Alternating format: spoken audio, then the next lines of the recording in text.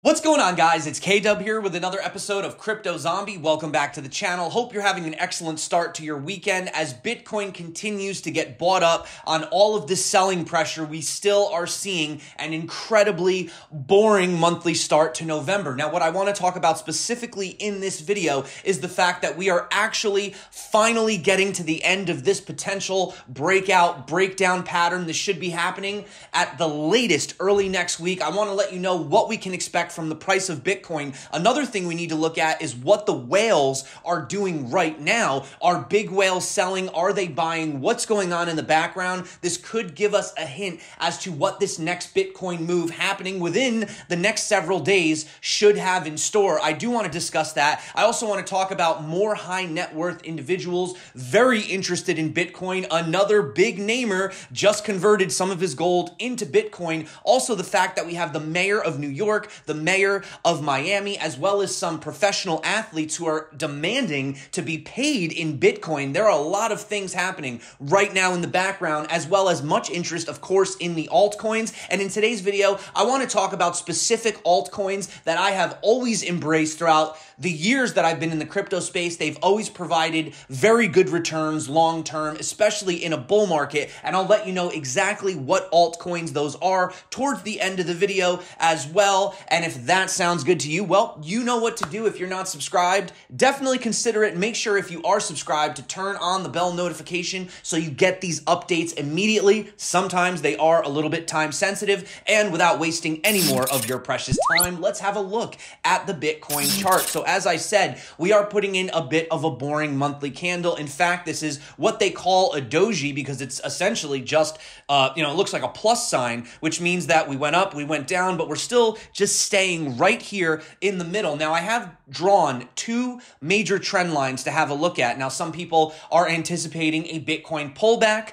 We can talk about that. We have discussed the fact of a little pullback before the next blast off. Now, you can see right here, the trend is upwards. A 5-year-old can see that the trend is up. The trend is your friend, but are we due for a pullback? Well, we do have several levels. The first level, I essentially took the bottom of this candle. I'm not going to use the wick down here in March because we all know why that happened. It was a black swan event. But if we have a look at where we had the candle open to this red candle that we had in September, that brings us on this trend. And I would say that this trend could be more significant considering how many times we've actually bounced off it, right? So that would basically say that if Bitcoin was to fall down and touch this trend this month, that would put us at around $43,000 for Bitcoin. I don't necessarily think we're actually going to even do that, to be totally honest, but if we did, that would still be bullish, as well as if we fell down to this trend. Now, if we did come to this lower line, I would imagine that Bitcoin would do something like this before getting rejected again at the highs and coming down somewhere over here, which would not be as bad of a fall. Now, you might be saying, all right, well, you're talking about all these probabilities, but what is most likely? What is the most likely outcome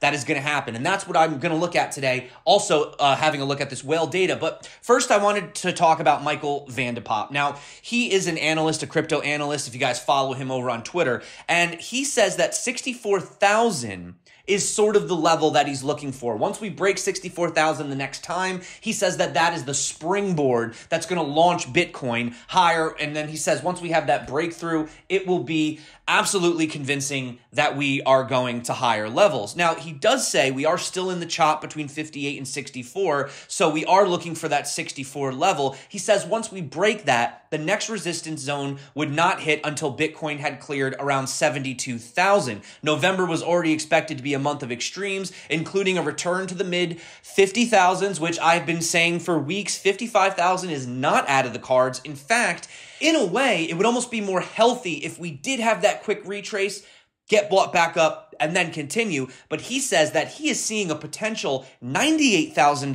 Bitcoin by the end of this month. Now, I'm not saying that that's not possible. I am saying that that's a little bit exuberant. I could be seeing a $98,000 Bitcoin maybe more towards the end of December, but you never know. Once the mania phase hits in, things could get a little bit crazy. But what we need to talk about is the fact that we are looking for a major move. Now, you can see right here, and guys, obviously this This isn't clickbait. This is the reality of what we're doing right now. We're getting very close to the end of this formation right here. Now, yes, there is the possibility that we fall back down into the channel, like I've been saying, but as you can see, we only have about 1, 2, 3, 4, 5 days max, and I'm going to say within 3 to 4 days, we're having this big move, which means come Monday, we are going to have the big move that we've been waiting for. Now, keep in mind, the weekend tends to see lower volumes, so lower volumes can actually have some crazy things happen, which is why you need to take the weekend movements with a grain of salt, right? As we can see right here, if we fall below the $59,900 level, then there is a chance that Bitcoin is going to retest down here to the $56,000, $57,000 level, which at that point, I would say, just judging on the fact that we have essentially been bought up on every single wick, we get bought up, we get bought up, we get bought up. I would assume, of course, nothing is guaranteed, that we would have a bounce there. So that would be the position I would be looking to put in a long if you're longing Bitcoin. Now, the reason I would not be shorting it is because, as I said, we are in a bull run. So you are picking up pennies in front of a steamroller, right? You might get a quick 15, 20% short in, but the reversal is going to be so quick that you need to make sure that you close out your positions. And also, a lot of people are not very successful with shorting Bitcoin. Let's just be honest. Most retail just simply can't short, right? So this would be that level for the long. Now, if we do have the breakout first, then I would be looking for a retest of the resistance turn support, which would be this downward sloping trend here. So if Bitcoin does have a breakout, something like this, I would then look to come down and either retest this level right here, right around the 61,000, because that's where the VPVR has the highest amount of volume. And if we breach this, then I would be looking for a retest on this trend, which obviously depends on whatever day it falls. I don't have the exact number because the trend is diagonal, right? So those are the two ways I would be playing it. But to answer your question, either way, regardless of the big breakout or a dump, I'm still looking for a subsequent move to the upside, and I do think that we will close November positively. In fact, I think we will be trading higher than $68,000 by the end of November. And friendly reminder, if you guys are looking to trade that, I have multiple exchange links down below, lots of bonuses over $5,000. You can check out Bybit, you can check out Femex. They have $10 a month spot trading, as well as 50% bonus, which means if you deposit a Bitcoin, they will put half a Bitcoin in your account if you're using Prime XBT. Obviously, you can't withdraw it. It is for trading, but it does provide a nice buffer zone. So check that out if you haven't yet. But let's have a look at what the whales are doing. I love looking at what Key Young Ju, he's over at CryptoQuant. He always puts up these really great charts. So we can see right here that what we're looking at, as he says, Bitcoin has held support above 60K in spite of the whales dumping, right? We showed all these dumps that the whales, they're trying to sell, they're trying to sell, they're trying to sell, they're trying to sell right now. In fact, as I'm making this video, we'll see how long we can keep buying this up. But according to him, most Bitcoin exchange deposits are coming from whales. The top 10 transactions take almost 90% of the total volume in an hour. Exchange reserve is decreasing, leading to less supply on exchanges. And if you guys went back and watched my videos, watched my video from a few days ago, I told you that we are entering a massive liquidity crisis for Bitcoin. And sometimes in these liquidity crises, whereas there's not a lot of coins on exchanges, but the demand for these coins are high, this is where we see these exorbitant price moves, these crazy, bids. And essentially, we see a squeeze. The same way that you would see a long or a short squeeze, you see a liquidity squeeze, and most likely, 9 times out of 10, it's going to the upside, right? So obviously not trying to do the moon boy thing here, but generally speaking, this is a lot of bullish momentum for the overall crypto space. And the reason that on this channel, you guys know I do focus on Bitcoin. I know there's channels constantly focusing on all these altcoins. I get it. But at the end of the day, if Bitcoin looks sick, if Bitcoin, isn't performing well, there's a chance that it's going to drag down the markets, right? A rising tide lifts all boats. Same thing with Bitcoin. It's just the way it is. I've been in this for over 5 years. Take it or leave it. That's just how it is. It's how the market cycles work. But interestingly enough, people may be saying, well, Bitcoin is probably overvalued. That's why it can't seem to break this $64,000 to $68,000 level. Well, actually, if we look at data from Glassnode, Bitcoin is historically undervalued at these prices. Now, this is based on a parameter known as the network value to transaction indicator, which is significantly lower than the start of this year. So that's this down here. So essentially, the NVT signal indicator uses the 90-day moving average of Bitcoin transactional volume in USD. And you can see right here, they say market cap rising faster than value sentiment overvalued, value sentiment rising faster than market cap undervalued, and currently that this is staying below a value of 25, which is considered undervalued. They say the low ratio indicates that the market cap is significantly higher, as I said, than the transactional value. And you can clearly see the difference in this spike here, where we had Bitcoin sitting under the $54,000 level, to now where we have Bitcoin sitting higher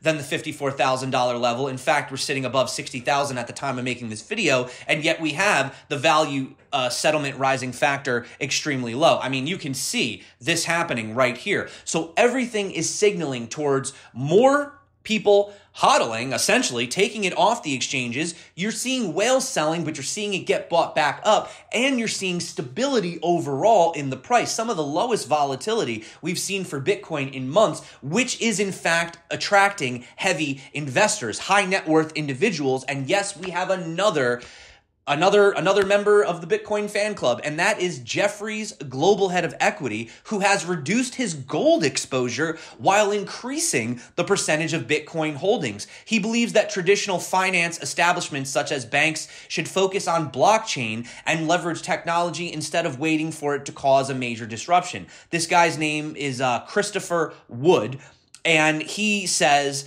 that he had a change of heart. Okay, he does remain bullish on gold, but he believes that it is not wise to ignore the revolution brought about by Bitcoin and other cryptocurrencies. In fact, he wrote a note to his investors, and he stated that if blockchain technology manages to disrupt the conventional finance space by wiping out the need of third parties and intermediaries, it could also lead to the demise of the paper dollar. And interestingly enough, even if we have a look at the S&P right now, once again, we've opened with another high. In fact, we have a bit of a gap right here. I don't know why I can't resize this chart properly. You can see right here, there was even a gap. So we've put in yet another new all-time high during a time in which the Fed has claimed that they are looking to essentially start tapering, right? Which means cutting back a little bit. Interesting. Very, very interesting times that we're living in right now. So despite his change on his stance of Bitcoin, he says that he would not consider Ethereum for his portfolio. He says that Ethereum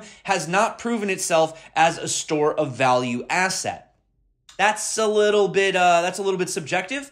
I have a lot of people that have made a lot of money in Ethereum. I hold Ethereum. I would say that Ethereum, although it does dump harder than Bitcoin in bear markets, also tends to outpace Bitcoin sometimes short-term in the bull market. So you got to pick and choose your battle here. But he does say he recommends a current portfolio of about 10% Bitcoin exposure. Now, keep in mind, just last year, we had high net worth individuals, institutions saying 1 to 3%. Now that number has become 10%, okay? I wonder how soon until we get to 40, 50, etc., because he does say 40% for gold, right? Now, just having a look at sort of fundamentally what's been happening in the space, LinkedIn data has actually shown an increase in blockchain-related jobs using search terms related to Bitcoin, Ethereum, blockchain, crypto, Solidity, etc. And you can see that about 53% of the jobs are dispersed among the country, which means that even though we do have sort of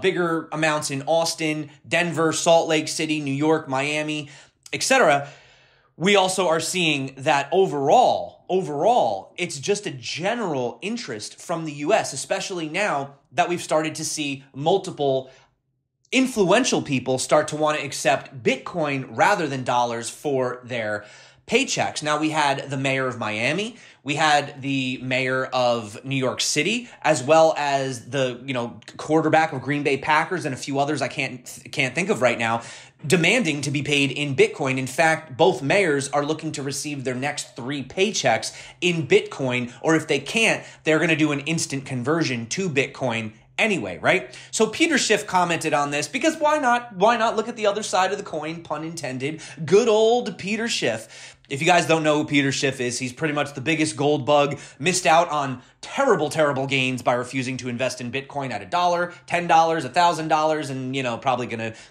When Peter Schiff buys Bitcoin, that may be the actual top signal. But he says, newly elected mayors of New York and Miami want some of their US dollars paid in Bitcoin. This doesn't validate Bitcoin as a medium of exchange. Politicians are sucking up to crypto whales to get campaign contributions and have crypto-related companies locate in their city.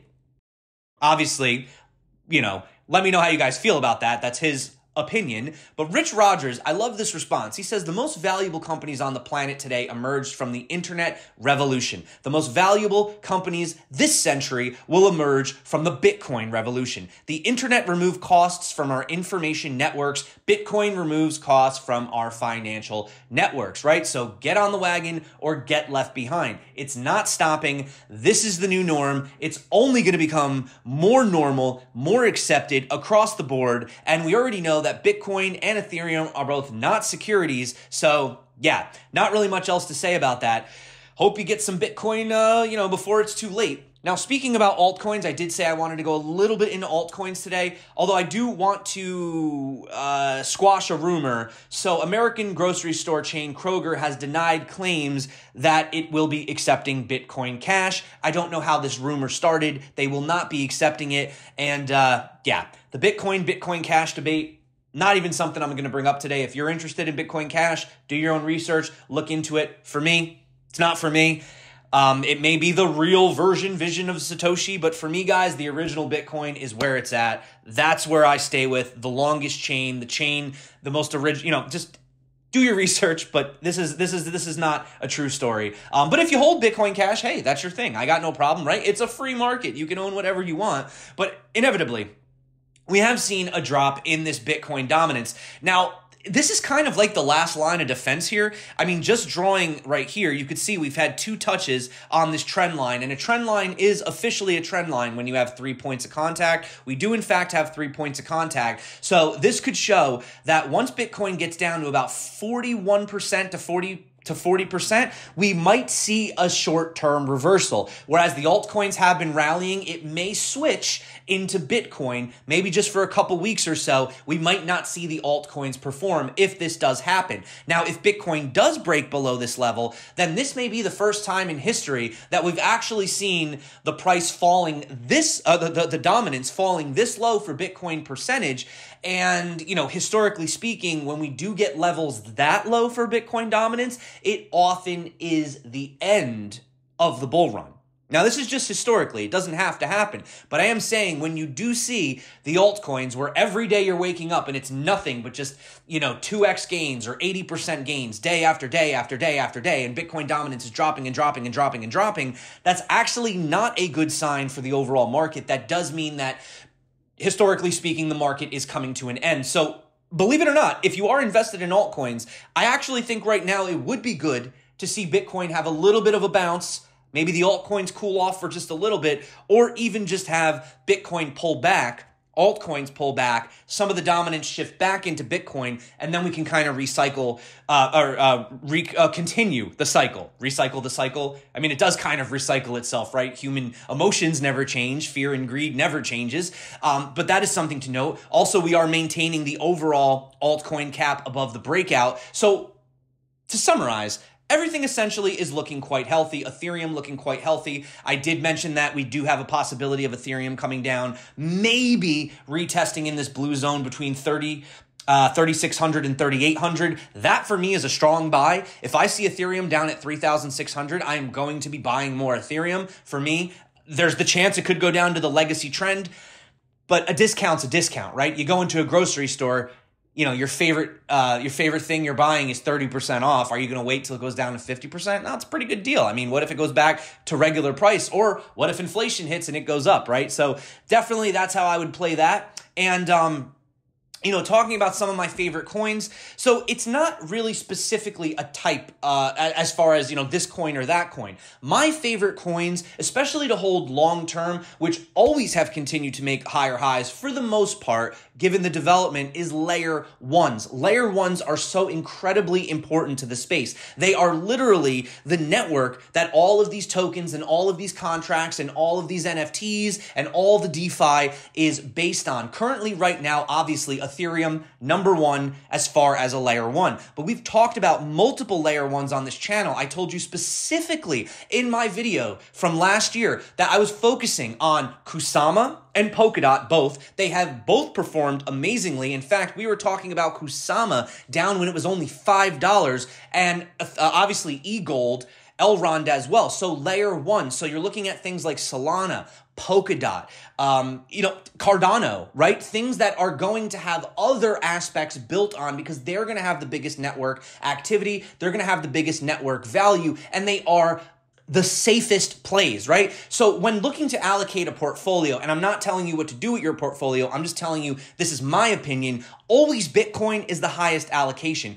A lot of people say it's boring. It doesn't make enough money. Right, but it's the stability. It is the wealth preservation, because some of these coins, especially when you get into these meme coins, we're talking 20%, 30%, 80% swings, both to the upside and to the downside. That's a lot of money you can make, but it's also a lot of money you can lose. Squid Game token, anyone? So for me, first would be Bitcoin, then Ethereum, because we kind of have, it is the king of the layer ones. And then the next biggest holding, you really want to look at these layer one alternatives to Ethereum being, as you can see, top blockchains by average daily development in the last 30 days. Kusama and Polkadot and Cardano are the top leading. In fact, they're above Ethereum, Solana following here. Not too sure why Gnosis is on here. Maybe you guys know something about that. But as you can see, lots of development, lots of activity. This is where the devs are focusing. This is the long-term play. You're not going to just have everyone just up and abandon Ethereum tomorrow. It's not going to happen. The network effect is way too big.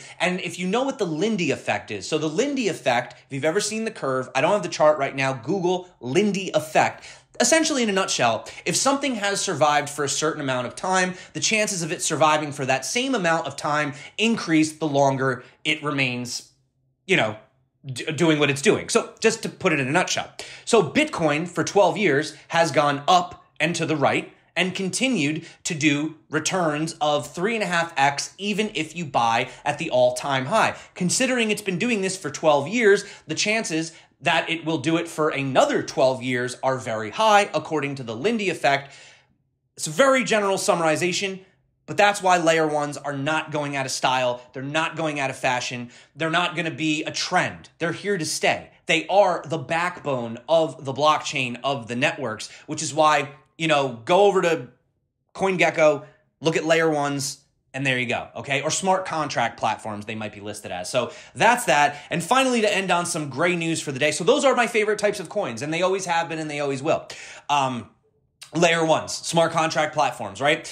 So there you go. That's my favorite type of coin for everybody who's wondering. Outside of Bitcoin, Bitcoin might be kind of number one, and then layer ones. So U.S. Security Exchange Commission Chair Gary Gensler made several references to cryptocurrencies during his address at the Security Enforcement Forum. For Gensler, regulation needs to be applied consistently regardless of the entity, the technology, or the business model. So this is basically saying that we are recognizing cryptos are a reality. We do need to treat them the same way that we treat other securities, right? And he said, we will be looking at the economic reality of a given product or arrangement to determine whether it complies with security laws. So nothing really bad about this, nothing really good about this, but kind of on a neutral level, it's nice to see that cryptocurrencies are still being brought up. So that is it for me, guys. Let me know what you think about this breakdown. Do you think we're going to break out to the upside? Do you think that we need that retest? As I said, it's not out of the cards to have a healthy retest, especially back into this blue zone. If we do fall, we would still be in this channel, right? The same way that we were in this channel down here.